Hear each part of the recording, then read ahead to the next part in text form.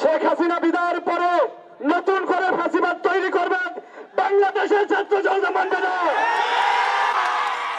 এই জাকিয়া পারভীনকে যদি আজকে সন্ধ্যার আগে গ্রেফতার না করা হয় আমরা অনশনে থাকবো।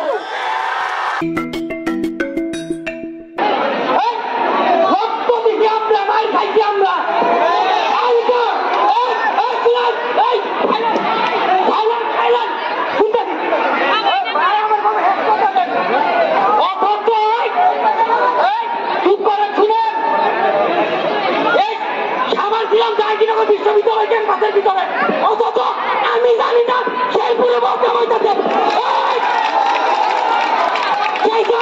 বিশ্ববিদ্যালয় থেকে কুকুরের মতো দৌড়াই আজকে পর্যন্ত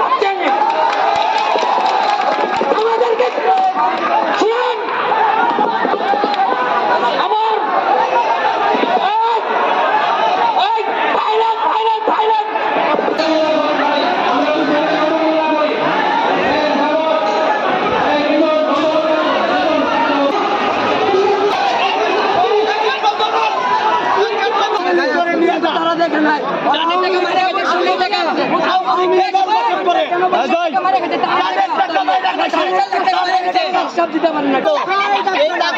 সমন্বয়ে যারা 2-4 জনে মিলে শার্ট কিনছে, পোশাক কিনছে এবং মোবাইলও চেঞ্জ করছে।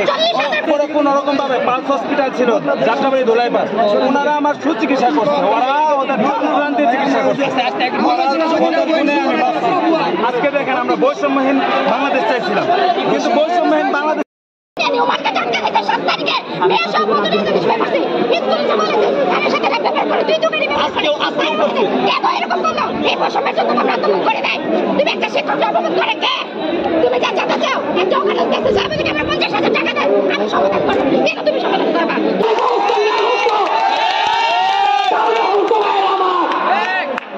তবে বন্ধু আমার আমি কথা দিচ্ছি এই 5টা থানার প্রত্যেকটা স্কুল, প্রত্যেকটা কলেজ, প্রত্যেকটা মাদ্রাসায় চিঠি পাঠানো হবে ভাইয়েরা আমার। এই চিঠির মাধ্যমে তাদের সমস্ত শিক্ষার্থীকে, শিক্ষকদেরকে আমরা একত্রিত করে এই সমন্বয় কমিটির একটা সুন্দর কমিটির ঘোষণা দেওয়া হবে বন্ধু আমার। পুরো ঘরোয়া পরিবেশে, পুরো চুরি করা পরিবেশে, বাচ্চুদের হাতে এই কমিটি আমরা ছাইরা দিতে পারি না বন্ধু আমার। রক্ত দিচ্ছি আমরা, প্রাণ গেছে আমাদের। মিটিং এ আমরা সিদ্ধান্ত নেই যে কালকে সমন্বয়করা কেন্দ্রীয় থেকে আসতেছে, তারা মত বিনিময় সভা করবে, যারা আহত আছে, নিহত আছে তাদের পরিবারের সাথে কথা বলবে। তো এই বিষয় নিয়ে আজকে আমাদের আয়োজন ছিল যে আহত এবং নিহত কালকে আমরা ফেসবুক পোস্টের মাধ্যমে জানিয়ে দিয়েছি এবং প্রত্যেক শহীদের বাসায় আমরা জানিয়ে দিয়েছি। শহীদের ফ্যামিলি থেকে আসছিল, অনেক বাবা মা বক্তব্য দিছে, আমাদের কলেজে যে প্রোগ্রামটা হয়েছে কলেজে বক্তব্য দিছে, আহতদের মধ্যে বক্তব্য দিছে, অনেকেই জানে না। এখন একজন প্রত্যেককেই ব্যক্তিভাবে জানানো আমাদের পক্ষে সম্ভব হয় নাই, এটা হয়তো আমাদের ভুল, কিন্তু আমরা প্রত্যেককেই আমাদের উচিত ছিল ফেসবুকের মাধ্যমে জানানো, যেহেতু আমাদের আন্দোলনটা হয়েছে সোশ্যাল প্ল্যাটফর্মে। আজকে ব্যাগে দিল মহিলা আওয়ামী লীগের যে মেয়ে ছিল জাকিয়া পারভীন, সে একজন বিতর্কিত, সে চায় যে বৈষম্য বিরোধীতে থাকতে, কিন্তু তার অতীতে আওয়ামী লীগের ইতিহাস আছে, বর্তমানে বিএনপির সাথে ইতিহাস আছে। সে দলীয় কন্দল, সে টাকা দিয়ে লুক নিয়ে আসছে, অস্ত্রসহ হামলা করছে এবং কি তার যে ব্যাড রেকর্ড আমাদের কাছে ছবি সহ আছে, যদি চান আমরা ছবি দেখাইতে পারি। তার সৌজন্য সে বিতর্কিত করছে।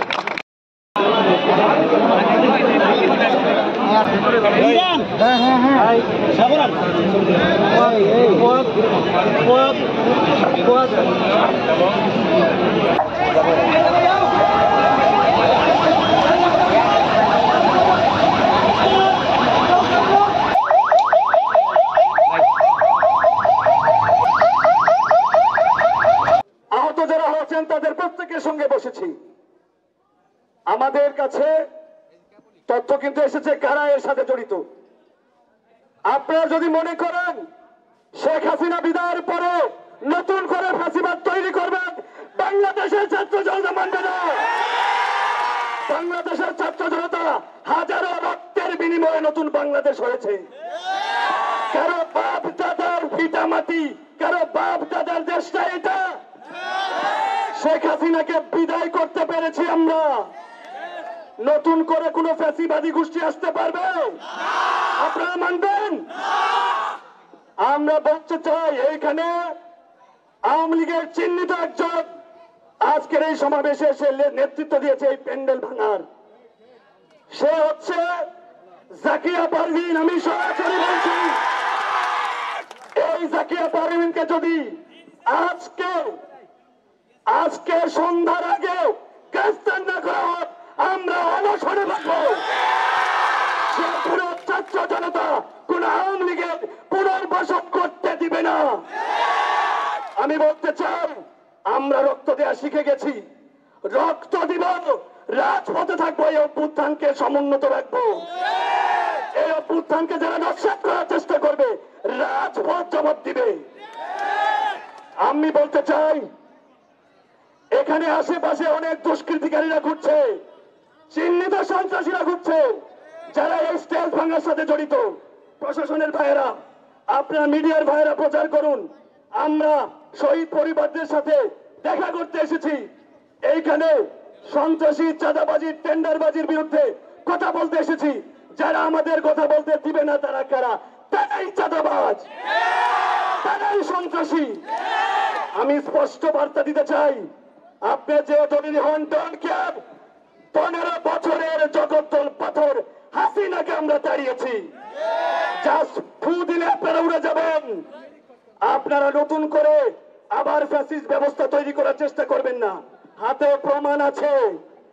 একটা মানুষও দুষ্কৃতিকারী যারা আছেন, আমাদের বোনের আজকে যখন স্টেজে ছিল, আপনারা এখানে হামলা করার চেষ্টা করেছেন। আমরা অনিরাপদ বোধ করছি। প্রশাসনের ভাইরা, আপনাদের দায়িত্ব রাষ্ট্রীয় নিরাপত্তা নিশ্চিত করা। আমি বেশি কিছু বলবো না।